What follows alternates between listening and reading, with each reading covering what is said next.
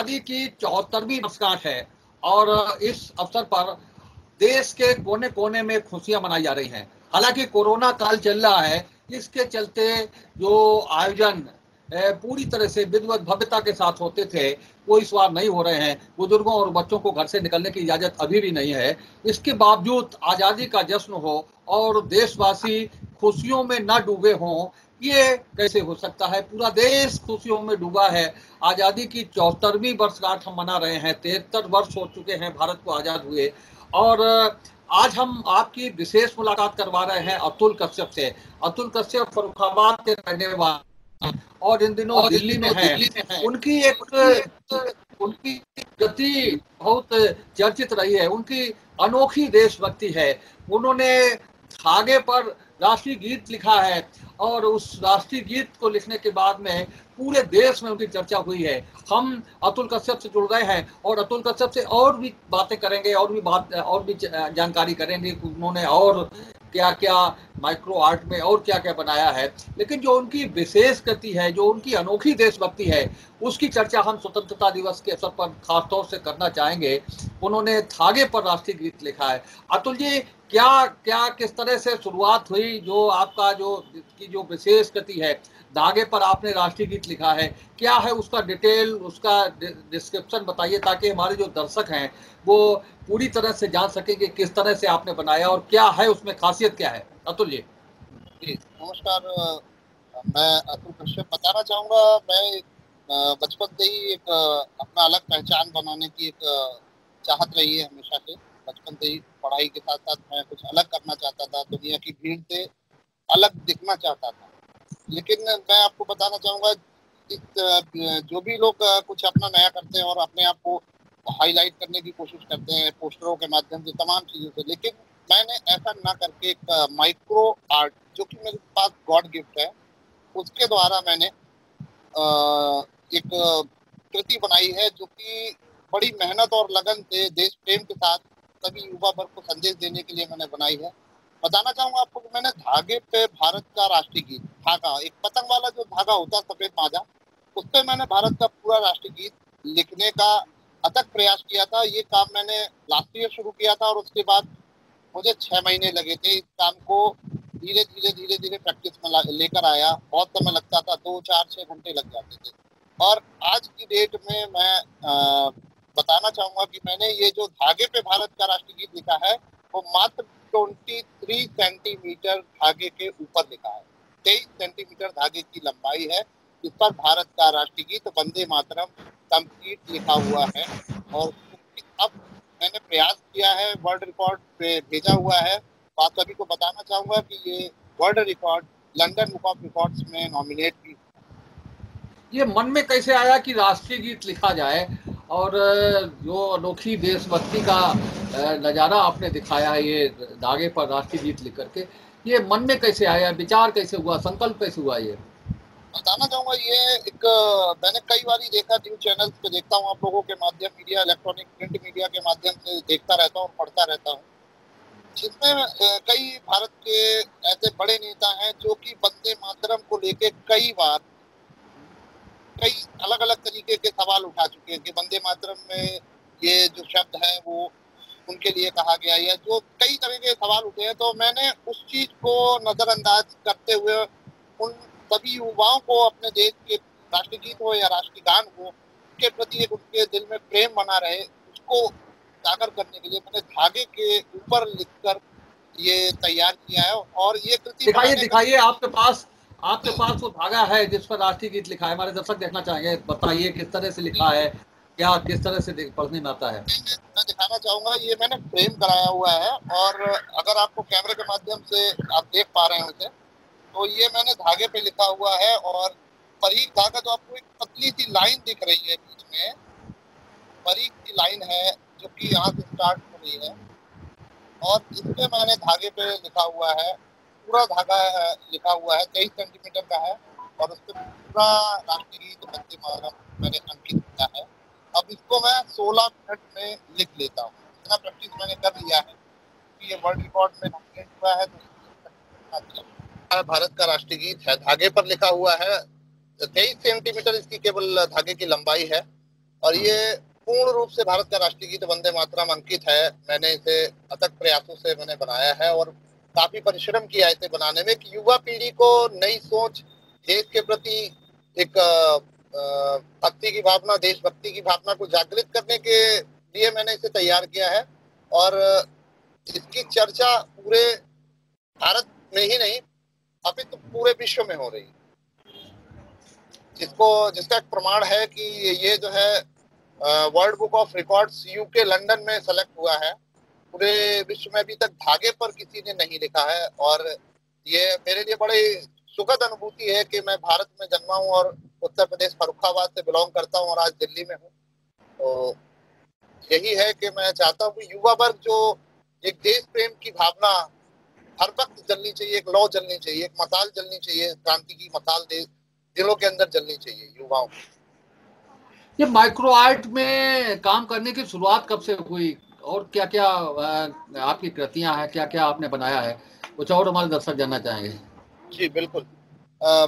मैंने ये शुरुआत 2004 BSc final year RPPG college Kamalganj Farrukhabad से मैंने बीएससी किया था। तो फाइनल ईयर में मैं था और मेरे सब्जेक्ट जो थे वो प्रैक्टिकल के थे। मैं बॉटनी का स्टूडेंट रहा हूँ, जूलॉजी, बॉटनी, केमिस्ट्री का। तो मैंने वहां से प्रैक्टिकल करता था, बारीक रूट्स को काटना, उनकी स्केचेस बनाना, तमाम चीजें ऐसी थी जो कि मैं वहां पे करता था। तो एक बार एक मैं न्यूज़पेपर में मैंने पढ़ा था कि जयपुर का एक कोई कलाकार है जिसने चने के दाने के ऊपर राम, सीता, लक्ष्मण, एक राजगद्दी का पोज उसने सुई की सहायता से उकेरा था। तो वो चीज मैंने पढ़ी थी। तो आपको बताना चाहूंगा, सभी को बताना चाहूंगा कि उसी दिन से मेरे दिल में कुछ नया करने की जिज्ञासा जागृत हुई और सर्वप्रथम मैंने सरसों के एक दाने पर, जो एक सरसों का दाना होता है, उस पर मैंने आई लव माई इंडिया लिखा था। और उसको भी लिखने में मुझे 3 से 4 महीने लगे थे। लेकिन जब लौ लगी, एक लगन लगी कि आप लोगों के माध्यम से प्रसारित किया गया और कई न्यूज़पेपरों में, कई न्यूज चैनलों में आया, उसके बाद मुझे लगा अंदर से कि अब पहचान बनाना है तो आप इसी क्षेत्र में आगे बढ़िए और देश का नाम रोशन करिए, परिवार का नाम रोशन करिए। और फिर मैं धीरे धीरे धीरे धीरे काफी चीजें मैंने कोशिश करी, जो चीज दिमाग में आती थी बनाना शुरू कर देता था। लेकिन बस ये है कि लगन थी और हार नहीं मानी। मेन इसका कारण रहा है कि हार नहीं मानी।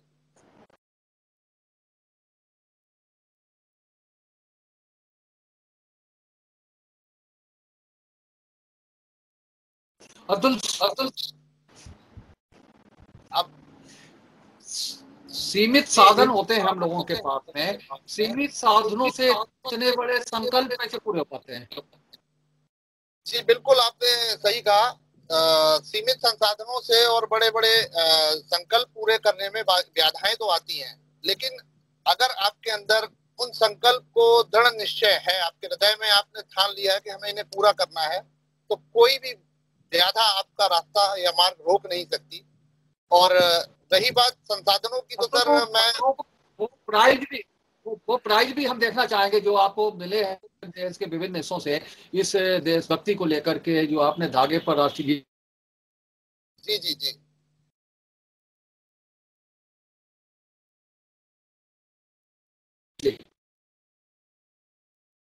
जी मैं दिखाना चाहूंगा आपको। जी जी जी ये मैं दिखा रहा हूँ आपको। ये इंडिया बुक ऑफ रिकॉर्ड्स का सर्टिफिकेट है।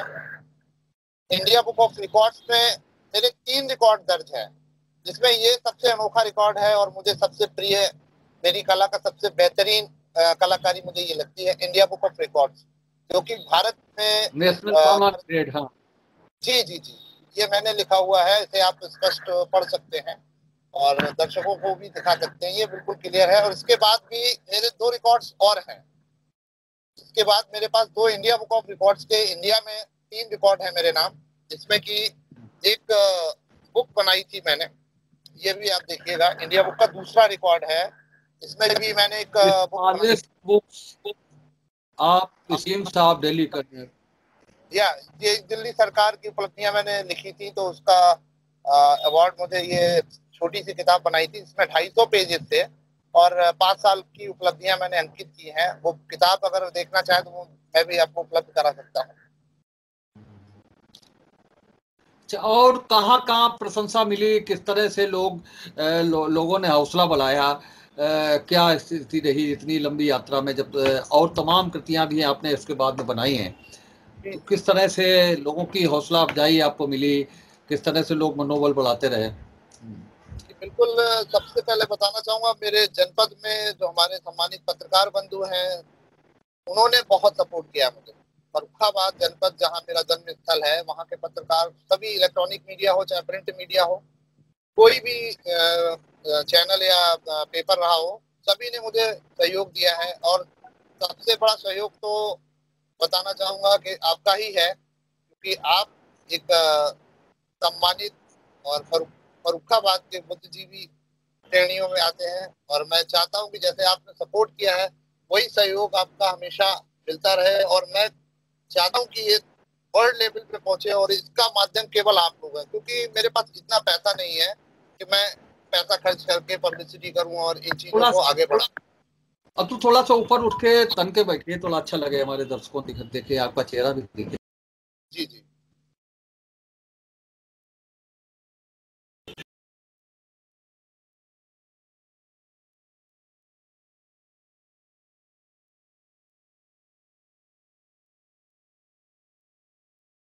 भी है तो, लेकिन देश आजादी की वर्षगांठ मना रहा है, क्या क्या क्या संदेश है आपको? माफी चाहूंगा, आवाज नहीं आ रही? जी अब आ रही है, अब आ रही है। हाँ, कल देश आजादी की 74वीं वर्षगांठ मना रहा है। इस अवसर पर आप देशवासियों से क्या अपील करना चाहेंगे, क्या कहना चाहेंगे? जी बिल्कुल, सर्वप्रथम सभी देशवासियों को 74वें स्वतंत्रता दिवस की हार्दिक शुभकामनाएं देना चाहता हूं। और एक संदेश, छोटा सा संदेश है जो कि युवा वर्ग के लिए है स्पेशली, क्योंकि युवा जो है किसी भी देश का भविष्य होता है। तो मैं युवाओं से एक अपील करना चाहता हूं कि भारत एक सांस्कृतिक देश है जिसमें कि भाईचारे की, हिंदू मुस्लिम सिख ईसाई आपस में सब भाई भाई, ये नारा हम शुरू से अनादिकाल से देते चले आए हैं। हिंदू मुस्लिम सिख ईसाई आपस में सब भाई भाई। और मैं युवा वर्ग से ये कहना चाहता हूँ कि आप अपने देश के प्रति समर्पित, अपने परिवार के प्रति समर्पित रहिए। जब देश को आपकी आवश्यकता पड़े, जैसे हमारे पूर्व में देश को आजाद करने के लिए तमाम क्रांतिकारियों ने अपने प्राणों की आहुति दी, बिना किसी लालच, बिना किसी स्वार्थ के, और अपने परिवार को छोड़कर फांसी पे झूल गए देश को आजाद कराने के लिए। तो मैं चाहता हूं कि उन क्रांतिकारियों का बलिदान बेकार न जाए। आज की जो स्थितियां हैं देश के सामने जो भी है, उनको भी ध्यान में रख के देश को आगे बढ़ाने के लिए एक अच्छी सोच लेकर आए। किसी प्रकार का कोई भी विद्वेष आपस में ना रखें, किसी भी धर्म के प्रति कोई भी अनर्गल बात ना कहें।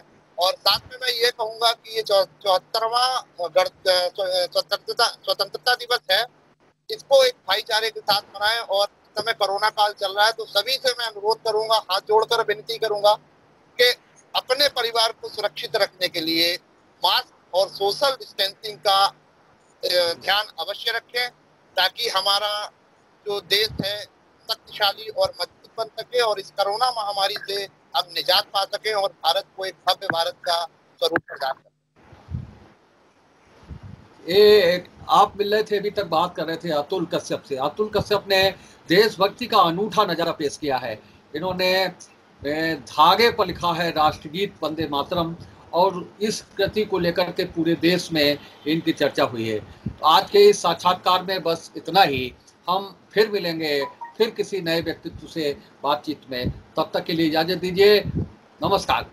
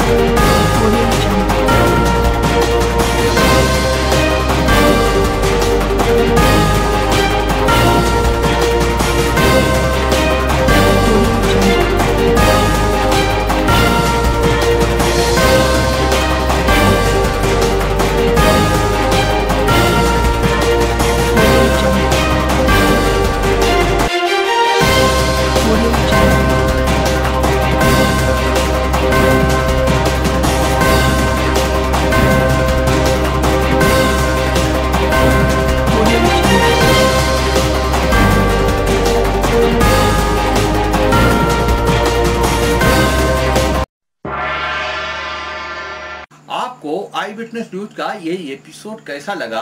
आप हमारी खबरों को लाइक करिए, इन पर कमेंट करिए, और अभी तक अगर आप हमारे चैनल से नहीं जुड़े हैं तो हमारे चैनल को सब्सक्राइब करके हमें अपना सहयोग प्रदान कीजिए, ये आपसे निवेदन है।